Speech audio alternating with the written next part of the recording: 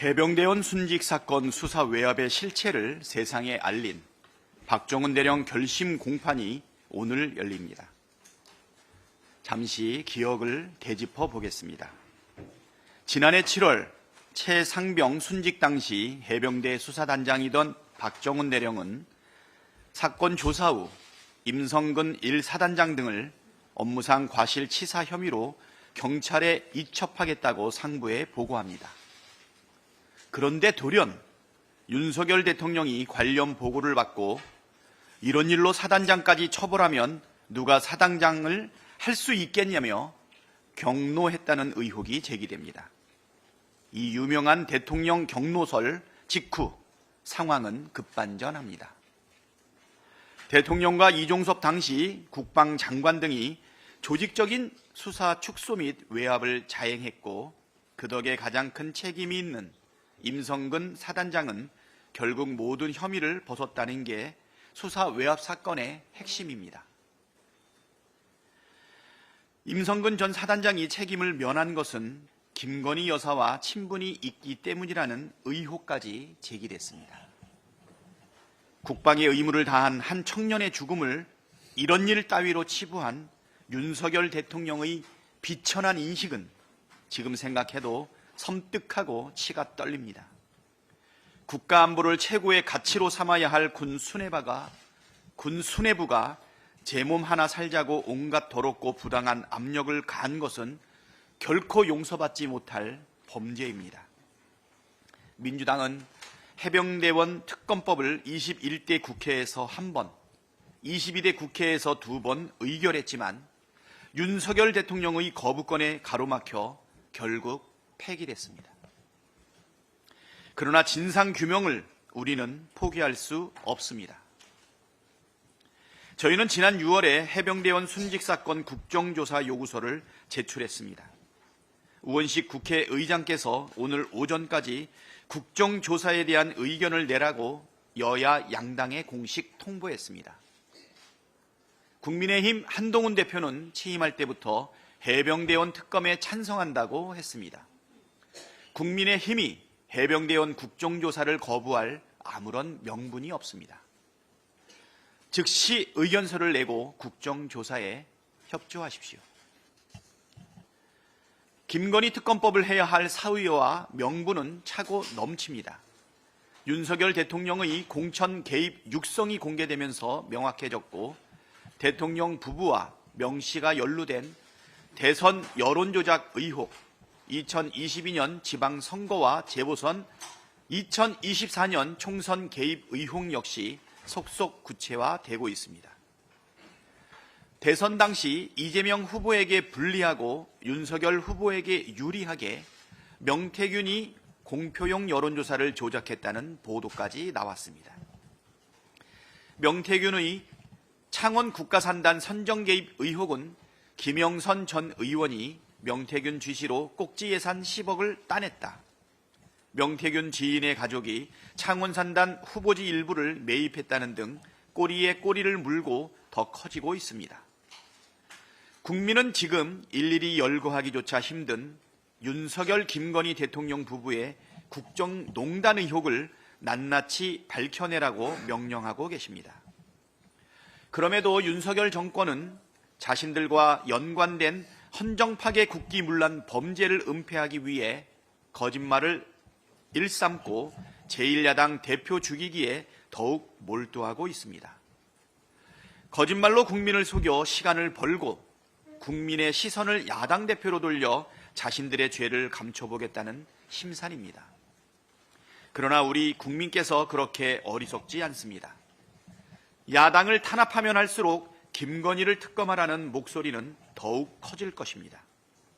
대통령이든 대통령 부인이든 대통령 장모든 누구든지 죄를 지었으면 수사받고 처벌받는 것이 보편적 상식이기 때문입니다. 윤석열 대통령이 특검 거부권 행사 시기를 저울질하고 있다고 합니다. 민심을 배반하는 특검 거부는 정권 몰락으로 이어질 것입니다. 이상입니다. 네, 다음은 진성준 정책위 의장님의 발언이 있겠습니다. 네, 올해 쌀 수확기의 절반이 지났는데 산지 쌀값이 정말 심상치 않습니다. 수확기 들어서 계속 하락해서 11월 15일 현재 80kg 기준으로 18만 2,872원까지 떨어졌습니다. 45년 만에 최대 폭락을 기록했던 2022년도 쌀값 평균 18만 6천 원보다도 더 떨어진 것입니다. 기후 위기에 병충해까지 기승을 부리면서 생산비는 크게 늘었고 수확량은 줄었습니다. 그러니 쌀값이 오르는 것이 당연한데도 이런 상황입니다. 그래서 20만 원 선의 회복은 사실상 불가능해졌습니다. 지난달 정부의 20만 톤 시장격리 발표와 통계청의 생산량 감소 발표에도 아직 산지에서는 반등의 기미가 보이지 않는 것입니다. 지난해 정부의 20만 원 유지 약속만 믿고 쌀을 매입한 농협과 민간 유통 상인들도 쌀값 하락으로 막대한 손해를 보았습니다. 한 번 속지 두 번 속겠습니까? 정부가 신뢰를 잃으니 정부 대책에 시장이 반응하지 않습니다. 어제도 농민들이 새벽밥을 지어 먹고 서울로 올라와서 농민대회를 열었습니다. 언제까지 농민들을 거리로 내몰 작정입니까? 국민의힘 정책위 의장께 쌀값 안정을 위한 긴급회동을 제안합니다. 쌀값 안정은 농민만의 문제가 아니라 식량 안보와 직결된 대한민국의 긴급 현안입니다. 양당 정책위 의장과 농해수위 등 유관상임위원회 간사 그리고 농림축산부 장관, 기획재정부 장관 등이 즉각 만나서 쌀값의 목표값을 결정하고 이를 위한 정부 대책을 마련합시다. 120만 농민의 생존권이 달렸습니다. 엄중한 상황인 만큼 여당과 정부가 진정성을 갖고 대화에 응해 주시기를 바랍니다. 내수 침체 장기화가 고용 둔화로 이어지고 있습니다. 통계청이 지난 13일에 발표한 10월 고용 동향에 따르면 취업자 증가폭이 4개월 만에 10만 명 아래로 떨어졌습니다. 내수와 밀접한 도소매업과 건설업 분야의 취업자 수가 큰 폭으로 줄었고 우리 경제를 짊어질 청년들의 실업률도 늘었습니다.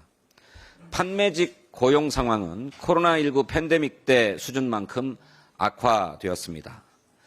특히 20대 취업자 수가 17만 5천 명 줄었고 40대 취업자 수도 7만 명이나 감소했습니다. 실업자 수에 잡히지 않는 그냥 쉬었음 인구는 244만 명이나 됩니다. 내수 한파가 고용 한파로 이어지고 있는 것입니다. 윤석열 정부의 엉터리 경제정책이 고용 상황을 악화 일로로 만들고 있습니다. 자영업 소상공인들은 더는 시장경제에서 버틸 수 없는 수준이라고 절규합니다. 그런데도 정부는 찔끔 지원에 그치는 현실성 없는 대책으로만 일관합니다. 수많은 건설 노동자들이 생계 위협으로 현장을 떠나는데도 정부는 임금 체불과 불법 하도급 대책은커녕 건펑몰이로 폭력배 취급하고 있습니다. 정부가 역대 최고라 자랑하는 20대 고용률의 실상은 비정규직 43.1%입니다. 청년들이 양질의 일자리는커녕 비정규직으로 불안한 하루를 살고 있는 것입니다. 그런 와중에 가계빚은 1913조 8천억 원, 사상 최대입니다. 내수 침체를 방치하고는 고용을 되살리기 어렵습니다. 더 늦기 전에 정부가 내수 회복을 위한 종합대책을 내놓아야 합니다. 민주당은 내수를 살리는 정책에 집중하겠습니다. 청년 지원 예산과 자영업 소상공인 지원 예산, 중소기업을 살리는 예산을 확보하고 취약계층을 지원하고 민생을 살리는 법안 통과에 최선을 다하겠습니다. 한 가지만 더 말씀드리겠습니다.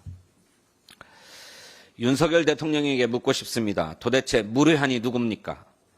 홍철호 대통령실 정무수석이 지난 대통령의 기자회견에서 무엇을 사과한 것인지 설명해달라는 기자의 질문에 대통령에 대한 무례다라고 답변했습니다. 국민을 대신한 기자의 질문에 무례하다라고 하는 것은 국민에게 무례하다라고 하는 것과 다를 바가 없지 않습니까? 국민에게 진솔하게 사과했다던 대통령의 대국민 담화가 새빨간 거짓말이었음이 다시 한번 확인되고 있습니다. 홍철호 정무수석은 즉각 언론과 국민 앞에 사과하기 바랍니다. 윤석열 대통령은 홍철호 정무수석에게 엄중한 책임을 묻고 박장범 KBS 사장 후보 임명 재청도 즉각 반려하기를 촉구합니다. 감사합니다. 네, 다음은 박성준 원내수석 부대표님의 발언이 있겠습니다. 네, 지난 11월 7일 대통령의 기자회견과 관련해서 기자들의 질문에 대해서 예의 운운하고 있는데요. 오늘 진성준 의장님께서 말씀하셨지만 관련해서 저도 한 말씀 더 드리겠습니다. 기자의 질문에 대해 예의 운운하기 전에 윤석열 대통령은 국민에 대한 예의를 먼저 갖춰야 합니다. 윤석열 대통령과 대통령실이 마지못해 사과 신용쇼를 벌여놓고 국민을 대신해 질문한 기자에게 무례함을 운운하는 후한무치한 모습을 보이고 있습니다. 말로는 사과한다고 하면서 시종일관 변명으로 일관하고 거짓 해명을 내놓는 것은 윤석열 대통령과 대통령실입니다. 2시간이 넘게 이어진 뜬구름 잡는 해명에 참다 건넨 기자의 질문은 국민이 윤석열 대통령에게 묻고자 한 질문이었습니다. 끝장 기자회견을 하자고 먼저 제안한 것은 윤석열 대통령이었습니다. 의혹이야 어찌됐든 상관없고 대통령이 일단 고개 숙였으니 국민은 무조건 받아들여야 한다는 것입니까? 손에 왕자를 쓰고 토론회에 나섰던 것처럼 아직도 스스로 왕이라고 착각하고 있는 것은 아닌지 의심스럽습니다. 윤석열 대통령은 국민이 보내는 의혹의 시선에 답해야 할 의무가 있습니다.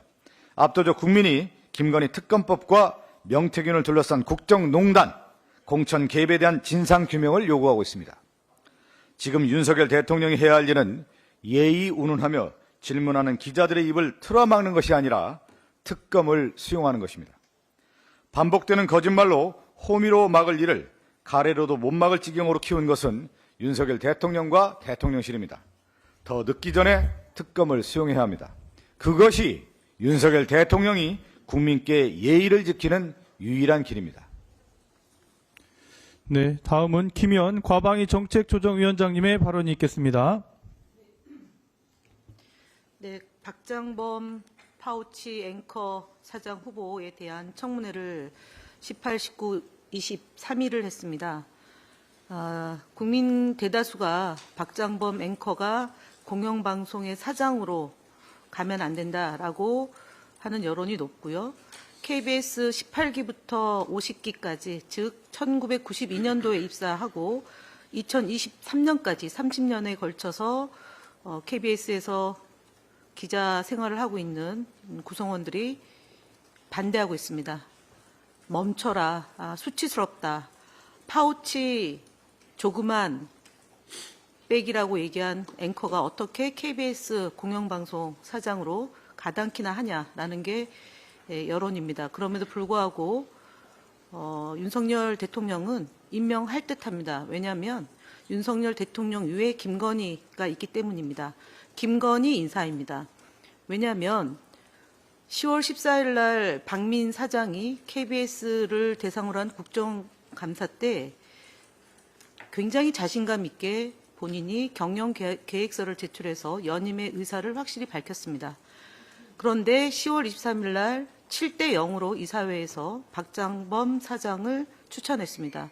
10월 22일 한 관계자가 술자리에서 박민이 떨어졌다라고 얘기를 했습니다. 그것을 저희가 여러 명을 통해서 확인했습니다. KBS 이사회는 어떤 외부의 간섭이나 지시를 받고 사장을 추천할 수가 없습니다. 그렇기 때문에 이 박장범 사장 추천은 첫 번째 2인 구조에서 선출된 이사들에 의해서 추천됐기 때문에 그 역시 위법하다 할 것이고, 두 번째는 외부의 간섭과 지시를 받지 아니하고 사장을 추천하는 사장 추천 규약을 어긴 거기 때문에 불법하다 할 것입니다. 그래서 저희가 3일의 인사청문회 후에 현장 검증을 하기로 했습니다. KBS 이사회 사무실과 만나서 대화를 나누었던 여의도 모 주점에서 저희가 현장 검증을 통해서 이런 사실을 다시 한번 밝혀내고, 마지막에 그 박장범 앵커가 안 되는 이유는 KBS 경영에 대해서 무식하고 무능합니다. 지금 KBS 수신료가 분리징수됨으로 인해서 올해 한 해에 적자폭이 500억입니다. 박민 사장과 박장범 후보는 고효를 짜내서 임금을 삭감하고 종사자들을 한직으로 보내서 수신료를 받게 하는 일을 맡기는 이런 불편부당한 일을 통해서 자신들의 무식과 무능을 감추려고 하고 있습니다. 그래서 이번 3일 동안 밝혀진 박장범 후보의 부도덕하고 무능한 것도 중요하지만, 용산에서 김건희를 위한 방송 장악의 시나리오의 한 획이 이번 박장범 사장의 추천이라고 할 것입니다. KBS, MBC 바이든, TBS 방송국 폐쇄, YTN 사장, 이런 그 정권의 충견들에 의해서 방송을 장악해서 떨어지는 민심을 수습하려고 하지만 그것은 불가능하다라고 말씀드리고, 박장범 앵커는 스스로 물러나야 되겠지만 워낙 좋은 자리를 받았기 때문에 그럴 리가 만무하다고 봅니다. 마지막 저희가 어저께 청문회에서 얘기했지만 시작이다, 지금부터 시작이다라고 말씀드린 바 있습니다. 오늘도 늦지 않았으니까 KBS를 더 이상 망신시키지 말고 스스로 물러나야 할 것이고, 만약에 그 직을 계속 가져간다면 저희가 국민과 함께 그 자리에서 내려올 수 있도록 끝까지 추적하겠다는 말씀드리겠습니다. 감사합니다. 네, 다음은 오기영 대한민국 주식시장 활성화 TF 단장님의 발언이 있겠습니다. 네, 개미 투자자 보호를 위한 상법 개정 올해 안에 성과를 내겠습니다.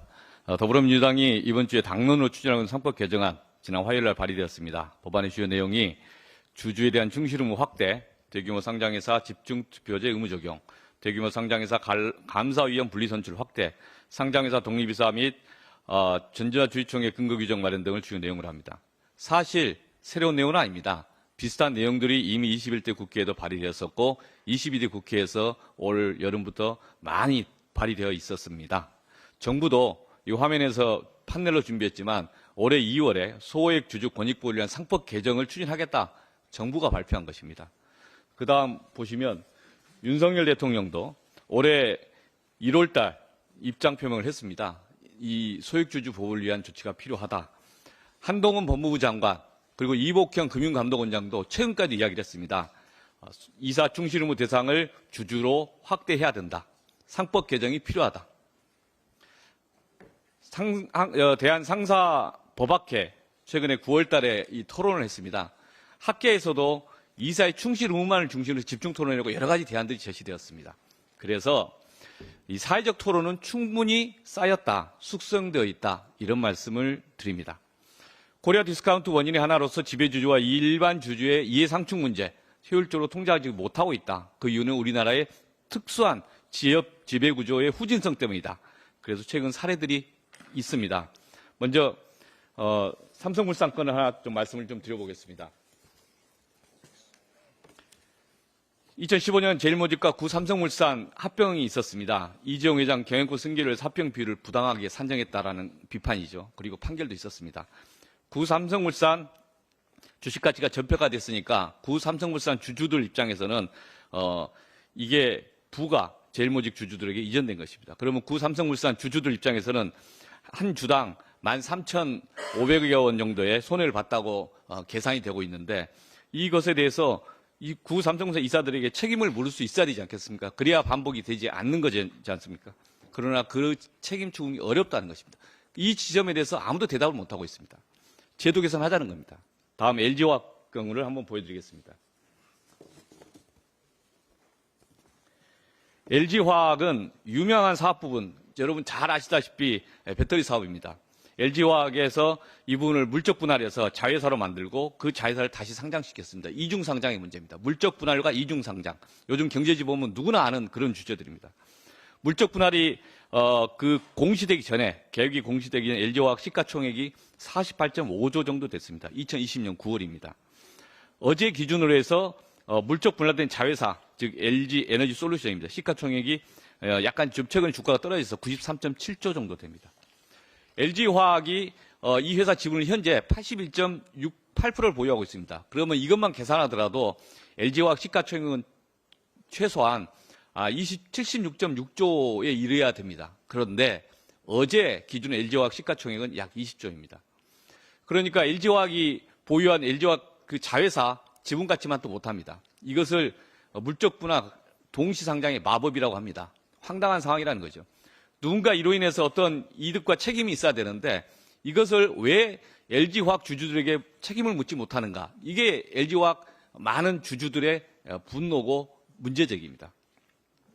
다음으로 두산그룹의 두산바켓, 두산 로보틱스의 결합 문제도 있었지 않습니까? 캐시카우 역할을 하고 있는 두산바켓을 굳이 에너빌리티에서 분리해서 두산 로보틱스와 함께 결합시키겠다. 그러면 그 의사결정을 했던 사람들에 대해서 이게 두산 에너빌리티 주주들에게 이득이 되는가 도움이 되는가 이런 판단을 해야 되는데 그런 것에 대한 판단에 대한 책임을 추궁하지 않기 때문에 이런 시도를 계속하고 있다. 이런 말씀입니다. 최근 고려아 의원도 많은 문제가 있었습니다. 문제는 지금 자본시장에서 이러한 행태들이 빈번하다, 반복되고 있다는 데 있습니다. 그리고 기업 집단 내에서 개별 회사의 자산이나 이익을 꽃감 빼먹듯이 쉽게 하고 있다. 그런데 그 이사들이 제 역할을 못하고 있다. 그래서 이사의 충실음을 도입하자. 이 이사 충실음의 도입은 선택이 아니라 필수다. 그리고 수많은 투자자들이 지금 많은 SNS 공간이나 단톡방에서 이야기를 하고 있습니다. 왜 아직도 안 하고 있냐? 올해는 할 거냐? 이렇게 질문하고 있습니다. 그래서 더불어민주당은 개인 투자자 보호 제도를 근본적으로 개선하는 이 상법 개정안에 대해서 올해 안에 꼭 성과를 내도록 최선을 다하겠습니다.